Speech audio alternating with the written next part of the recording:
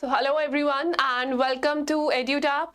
Welcome to this live answer writing session for SEBI Grade A Legal examination.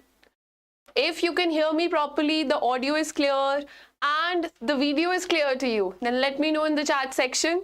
Type a thumbs up, a good afternoon, or anything you feel like that can send an affirmation that yes, all the technicalities are clear. Again, extending a very warm welcome. This is the session for ACE Descriptive Writing, SEBI Grade A Legal Examination. That is phase 2 of your exam. Phase 2, paper 2, this is what we are discussing here. Let me take you to the exam pattern. The exam pattern for the phase 2 examination. The exam is divided into two parts, paper 1 and paper 2. For paper 1, things are sorted. This is just English descriptive test. They want to test your drafting skills here for 100 marks. 100 marks paper in 1 hour, that is 60 minutes. But here's the catch. This exam, paper 1 just has 30% or 1/3 weightage. 1/3 weightage in your whole examination. Then you have paper 2. Here is the catch. For the first time in the history of this examination, descriptive answer writing has been introduced, that you will not just be tested with regards to your knowledge. Hello everyone in the audience section. You will not be tested with regards to your knowledge only. That was the objective section. They have also introduced 3 descriptive questions of 10 marks each on specialized subject related to stream. So yes, reading things was okay for us. Reading things was okay for all of you. And then answering objective questions, that was also fine. But how do we remember laws? Even if we remember laws, how do we present them? What will we write in these 3 questions for 10 marks each? This is the aim, this is the goal of this series. I discuss the skills of descriptive writing with you on alternate day basis at 4 p.m. live here on EduTap. If you are struggling with preparation, first of all, let me take you to this very creative test series that we have built for you. And even if you're not struggling with preparation, even if you're confident, boost your confidence here. Here we are introducing chapter-wise test for you. Very creative questions are there, highly expected to be directly seen in the examination. Chapter-wise test would be conducted. Full-length test after that chapter-wise test with evaluation. See, when you are writing answers, the most important thing is evaluating your responses. If you do not know how you are writing, what you are writing, whether you are doing better than what you were doing yesterday, then how will you improve? So it is very important that you evaluate. You can get your answers evaluated with us with the help of this test series. You can find a teacher, you can give it to your parent, guardian, sibling, whosoever, but evaluation is must. Not only this, we provide one-to-one mentor support. This mentor who will be allocated to you through EduTab, this person will guide you till the final day of result. He will be there with you, she will be there with you, and they will guide you till the end day of result. So definitely buy these test series. Special discount is on. The examination is on 9th of September. So we just have a few days left. Apart from this, there are some important topics that we are teaching through our live crash course. Here, live classes are regularly being conducted on a daily basis. The course has already begun, but you can still catch up. You can still catch up with the people who are already taking these live classes. Not only this, these people will also be given short notes. Short notes for revision, for direct revision they will be given. And you do not have to buy test series with our live crash course. Test series with one-to-one mentor support are included as a part of live crash course. So do not delay, do not stay confused that whether you want to buy these courses or test series or not. There is absolutely no time. Take that decision and prepare with our team now. So now let's move on to our descriptive answer writing discussion. This is the 3rd lecture for descriptive answer writing, and for those of you who have been following my lectures since long, you know that we follow this approach. We do not read and directly write in the examination. That is not our approach. We are competing with so many aspirants out there. We want to be better than them. So this think approach, read, think and write, which helps you ace at the examination, which keeps you at the top. This is the approach that we are focusing upon. And this is our third lecture. We started by understanding the 4-step approach to answer writing. The first step is find keywords in the question, find topics in the question, which you have to answer about. Secondly, recognize the directives. What is the question demanding you to say? Third, frame micro questions. Frame clear and concise micro questions for yourself so that you're able to understand what you have to write. And then you can straight away start writing your answer with a given introduction, body and conclusion. This is the pattern we will be following for all the answers. And this is the answer blueprint. With the question we start with introduction, that is your 10 to 15%. Then you have the main body 70 to 80% and the conclusion 2-3 lines. That is your summary. So yes, introduction we saw is the toughest part and it provides a roadmap to your answer. We also saw what are keywords and directives. We discussed some of the common directives for the question, and with the help of 5 examples, we have been following what are keywords, what are directives. We have been understanding all of these through these 5 questions. Yes, keywords, directives. And as I always tell you, always have an active mind and a positive outlook. It will reflect in your answers and it will help you bag more and more marks. Again, we have the answer blueprint here. This is the question that we are answering. Describe the procedure mentioned under section 53 of the Insolvency and Bankruptcy Code, IBC 2016, for the distribution of assets. So we started by writing an introduction for this. In the introduction, we mentioned that what is section 53 about. We gave a general reference to section 53 of Insolvency and Bankruptcy Code. Then we said that why is it there? Why is it important? After explaining the why, after telling the examiner what is it, we gave some main features of it. Then we followed with a brief explanation for that. And these 3-4 lines justify a good introduction. When you give good introductions, the examiner understands that this aspirant is a mature aspirant and has a good idea of the question being asked, of the topic being asked. So introductions are must and good introductions are very important. Then we moved on to framing micro questions. For each and every question, we framed micro questions. That means the detailed question. This one is favorite of students. When I say discuss the maxim, actus non facit, reum nisi mens sit rea. What are the micro questions here? Micro questions means what is the actual question here?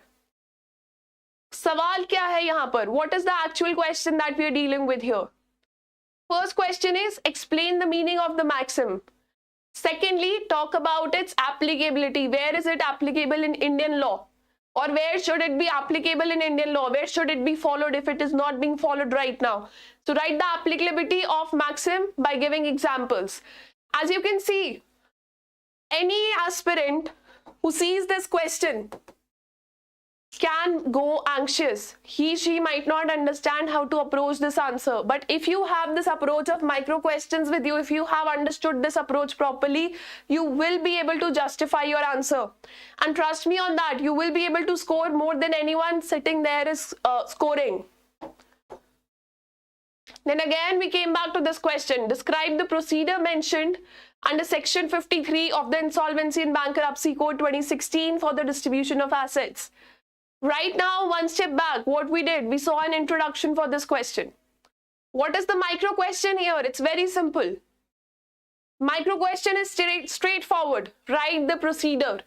Write the procedure for distribution of assets of a company to be liquidated. Section 53 is about distribution of assets of companies which are supposed to be liquidated. So after talking about micro questions, after writing micro questions, what is the next step you do? You answer them. Our introduction is done. Full marks. the body part will have answer to the micro question. That is our this part. There is just one micro question here. Then what is left? The final thing that we need here in all the answers is conclusion, and this lecture will focus on conclusion part of your question. Again, for example 5, this is going to be a homework for you. We'll come back to this. Then we understood day before yesterday how to write body part. You have to address all micro questions. There has to be a logical flow to your answers, and insert statistics and examples or case studies. Use a mix of paragraphs and pointers. You can use paragraphs also. You can write in paragraphs, but they have to be logical. Just because you do not know the answer, don't use paragraphs because of that reason. No. Try to use pointers as much as you can. Try to use pointers, sub-pointers as much as you can. I'll show you an example here. Then use caps lock for your most important points. You will not be able to highlight, you will not be able to bold your text, but you will have the option of caps lock. So write your headings in caps lock. Arrange ideas in the order of their importance. Economic things which are based on data, things which are based on actual laws, they should be placed first. And peripheral things or unimportant things, they should be placed later. Last points or endmost points should be about peripheral things. The most important things should appear at first. Then again we are coming back to this question. Section 53 of Insolvency and Bankruptcy Code. Then this is the introduction we wrote down. We talked about that this is a provision. Section 53, what is it? It's a provision of IBC. Then what does it deal with? What does it specify? Then we explained it a bit. It is pertinent to note that this order of priority is notwithstanding any other law in the central or state government. We explained this a bit. Just by reading these 4 lines of introduction, the examiner will know what the question is. Even if somebody does not know, they have not read the question, just by reading the introduction, they will be able to know what the question was. That powerful should be your introduction.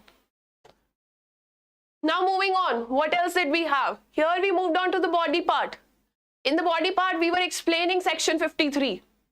I'm not delving into the content here. I'm sure you all are law students and you know about section 53 of IBC. But look at the numbering here.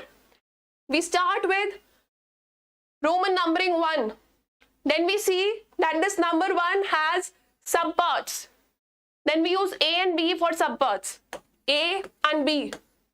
Then your part B again has subparts. Then we use another Roman numbering, short Roman numbers. Then moving on, after B, again we are moving on to C, D, E. Make sure these are adequately spaced so the examiner understands where you are ending one point and where are you beginning the other. Here we are writing in slides, but when you write on the screen, make sure adequate spacing is there. If there are separate parts, add double space. If there are parts of the same answer, same part, do not add space. Just type the enter button, use the enter button and move on. Then you have C, D, E part. E part again has 1 and 2. Numbering plays a very important role here. And do not write in paragraphs. Do not answer law questions in paragraphs unless you have been asked an analytical question. Then finally F, G, H. And coming back to this, 2, 3. That's how you answer your question. Now today we are moving on to a very important part. That is conclusion. Now conclusion, when we began on the first day, I told you introduction is going to be the toughest part for you. I also gave you a tip that if you cannot write the introduction, write the body part first. Then write the introduction later. Do not forget it, but you can write it later. Nobody will get to know. At least write the body part and save the time, save the limited time that you have. Now I'm saying today, conclusion is the easiest part because this is just going to be a summary. In your law answers, it is just going to be a summary. What do you write in the summary if you have written everything in the body part? Just summarize in the form of some new words. Write the same thing in short form and using some new words, some new sentences. I'll tell you how. First of all, what is the need of writing conclusion when you've already written everything in your answer? Conclusion creates unity in the whole answer. It clarifies your final intent to the examiner and it closes your answer. Many times the examiner might assume that you've written everything in the body part. But if you write a good conclusion, if you summarize properly, you will get at least 0.5 or 1 mark more than other aspirants, and that will decide whether you make it to the finalist or not. So what are the tips for good conclusion? The first tip is summarize. If you cannot summarize, if there is a solution, give a way forward, give a solution. If a problem has been asked in the question, that what are the drawbacks of this law? What are the problems of this law?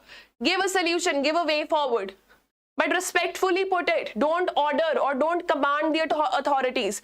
The government should do this. The court should do this. No. Should and must words should not be used in your conclusions. You have no authority to command or to advise somebody, especially a government authority, a public authority, or the judiciary. So do not do that in your conclusion. Summarize. I told you in introduction, do not paraphrase the question statement. Don't write the question statement again in the introduction. The examiner will not read your answer. In your conclusions, you can rewrite the question statement. Not exactly, but at least paraphrase. Third, you can predict, you can recommend, you can give a way forward. Recommendations, way forwards, predictions, they can be given very much openly, but very much respectfully. Now, there are things that you don't have to do for conclusions. Don't make sentimental or emotional appeals that are out of character with the rest of an analytical paper. No sentiments, no sentimental appeals, no emotional appeals. Secondly, don't criticize any government bodies or public officials. I have some examples here. This is one of the common examples regarding left-wing extremism. This is not a raw-based example, but this will give you a fair idea. Lack of coordination among various security forces is the major reason for sustenance of left-wing extremism in India. This is the answer written by one of the students. This is the conclusion statement that a student has written. Read it further. Hence, we need to ensure that the security forces coordinate and communicate better among themselves. You cannot guide security forces. You cannot criticize public forces and you cannot guide them. And you cannot judge them for not adequately doing their duties. Never do that. So make sure that you don't do it. Then the second is about video games. Video games are problematic for our society as they promote violence. That's right. Let's take a pledge. Let's take a pledge or let's appeal everybody. Let's appeal the society. No. That we will force regulators to ban. We will force all regulators to ban all these violent video games for the better future of our society. No.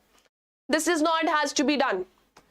Let's take example of the Insolvency and Bankruptcy Code, Section 53 of IBC. Do you have any clues what you will be writing for conclusion of this question? This is the question. Describe the procedure mentioned under Section 53 of Insolvency and Bankruptcy Code for the distribution of assets. How will you conclude this answer? Will you summarize? Will you give a way forward or will you appreciate? Will you appreciate this Section 53? In your viewpoint, what will you write in the answer? Will you summarize? Will you give a way forward? Will you appreciate? Will you give a recommendation? Let me know in the chat section quickly.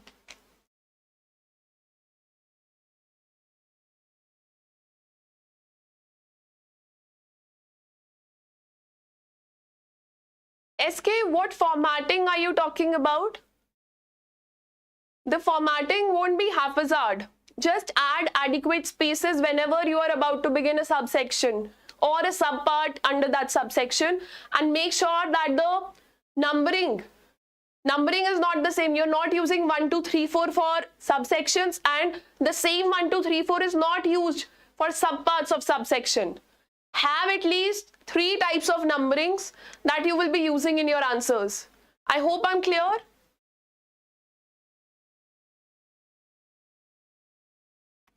Yes, appreciate the necessity of liquidation as conclusion. Appreciate the necessity of liquidation. SK, I will take this response, but you can appreciate that why it is necessary to liquidate companies if this question had been exclusively about insolvency and bankruptcy code. Section 53 is about fair distribution of assets so that no stakeholder is at loss or the loss is minimized for all stakeholders. So let's appreciate section 53 by in a way summarizing it. Let's look at the conclusion that we have here. So start here in conclusion. So what does the section 53 do? Section 53 of Insolvency and Bankruptcy Code outlines a crucial procedure for the distribution of assets in the event of insolvency or bankruptcy proceedings. So this is a summary. This is what you wrote in the body part.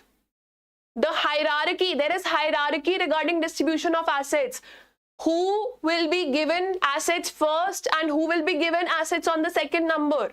So there is a hierarchy established by section 53. It serves to balance the interest of secured and unsecured creditors as well as operational creditors and financial creditors by assigning specific order and preference. This is most important, specific order and preference in receiving their dues. Now what the section 53 does, it gives a systematic approach. By providing a systematic approach to asset distribution, section 53 contributes to the overall efficiency and transparency of the insolvency resolution process, promoting confidence among stakeholders and facilitating a more equitable resolution of financial distress. Now this final line, this will not be present in the actual law. It might be present in the preamble, and your preamble can be used in your introduction and conclusion, but it will not be part of the law. So whatever is given in the law will be forming your body paragraphs or body parts. But your conclusion, it has to be creative. It has to summarize, recommend, give a way forward, or appreciate. Appreciate what topic you talked about.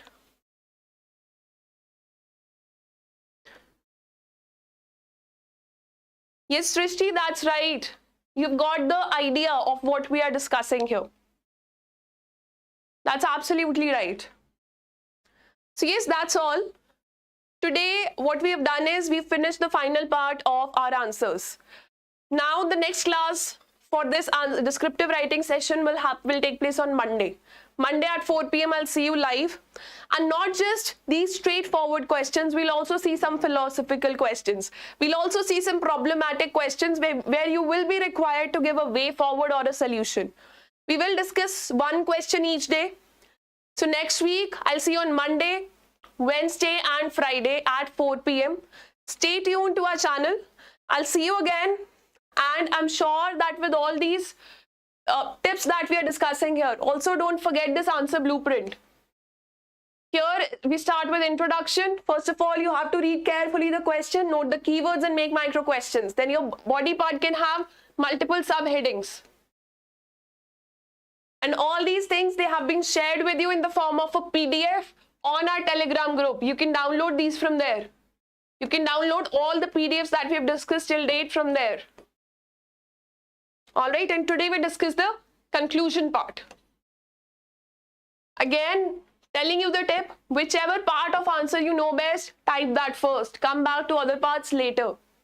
And again, today we are discussing the same homework question. There are some comments that we have received for introduction to this question, for body part to this question, and for conclusion to this question. For conclusion, today I am giving you this question. Type your conclusion in the comment section below and we will evaluate that. What is the role of Securities and Exchange Board of India as outlined in the SEBI Act of 1992? What are its main functions in regulating the securities market? See, there is no option of email as of now, SK. You can type your answer in the comment section. If there is any other question you have practiced, type your answer with the question in the comment section. As of now, we are not giving you the email facility. Otherwise, what you can do is You can contact us at hello@edutap.co.in. If you want just one question, you can send it here or just call us up at 8146207241 if you want any further guidance regarding descriptive writing. All right. Always believe that you can write great answers within the short span of time that you have right now. Have that faith, have that confidence in yourself. And I'm displaying this contact information again in front of you. So I'll see you on Monday again at 4 p.m. Stay tuned, keep working hard, keep studying hard, and all the very best.